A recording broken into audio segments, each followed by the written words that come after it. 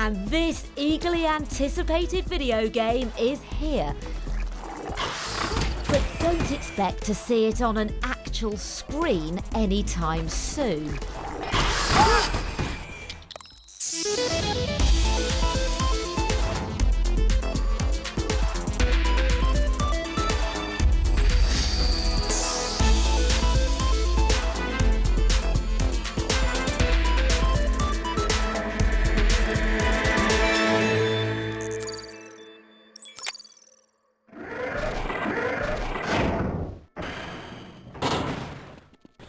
In 1998, the release of first-person shooter Half Life sent a seismic shock across the world of video games.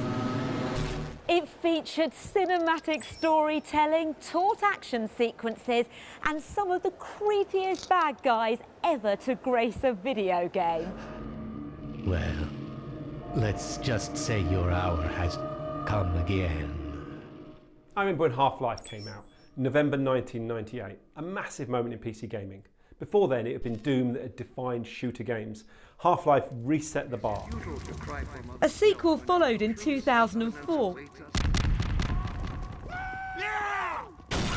Fans patiently awaited new Half-Life content, but its makers, a company called Valve, went very quiet on the Half-Life front. Until now, that is.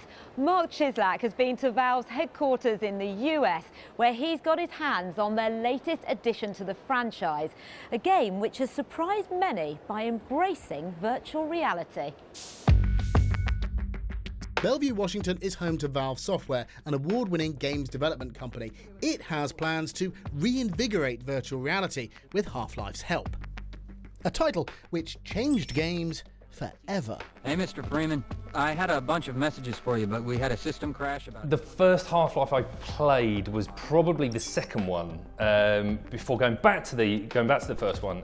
But both of them start on a train journey going in, and you're being introduced to the world as the train does. As you enter the game, you're seeing everything that's going on in the world, and you're slowly being immersed in it. I played the first Half-Life not long after it came out. Current topside temperature is 93 degrees. There's something about having glimpses of set pieces that you never fully get up close to in games that somehow just accelerates the world building by 1,000%.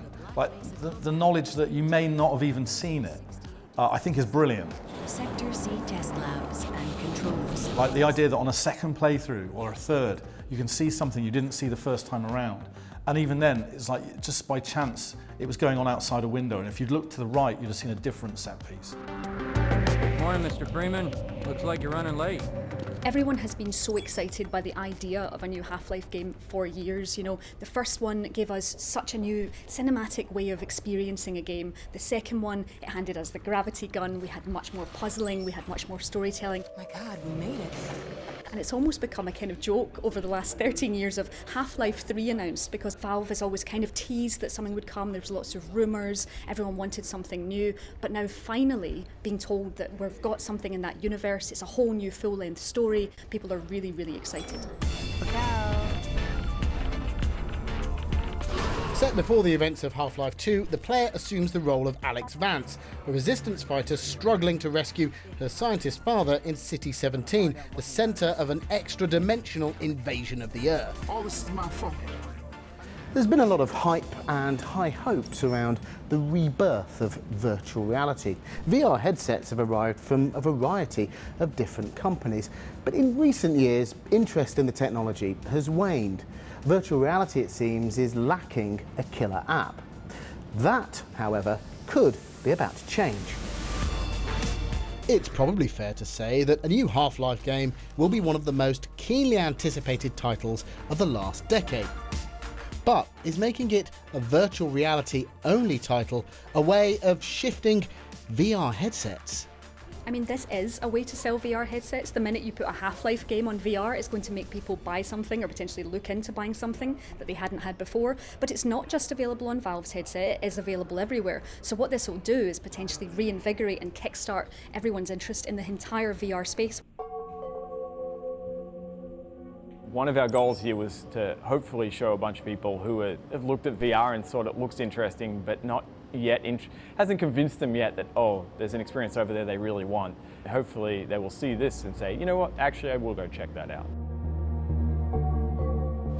This is the moment that I have been waiting for. It's been 16 years since Half-Life 2 was released and 13 years since we've had any new Half-Life content. Right now, I'm going to try out the latest game in the series in virtual reality.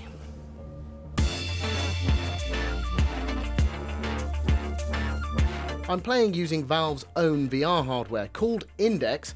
The controllers feature sensors which translate my hand and finger movements. This will allow me to interact with the game world in much the same way as I would in the real world.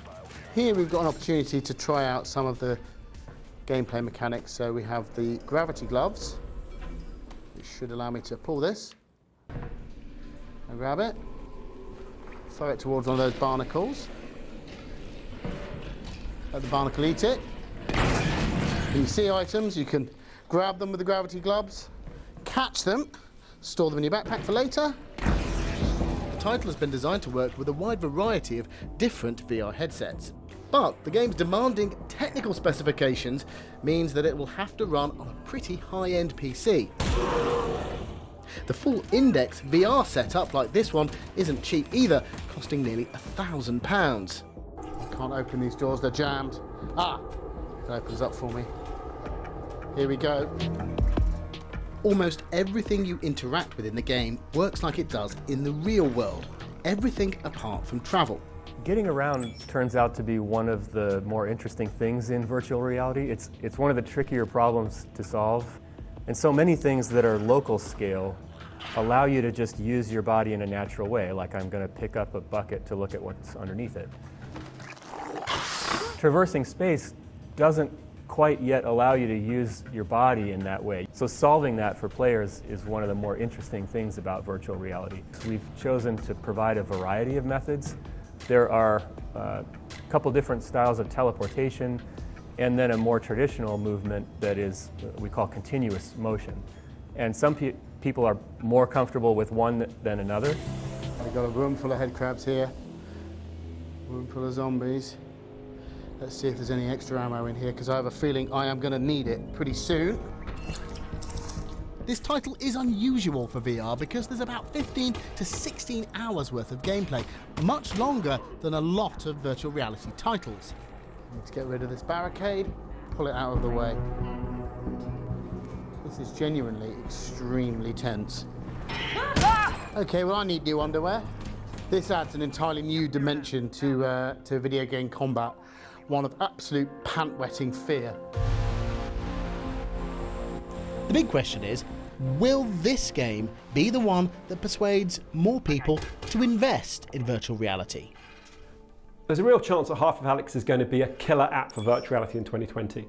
In part that's because it represents the return of one of the most acclaimed series in gaming, but it's also down to the fact there aren't a lot of developers making this kind of blockbuster experience of VR right now.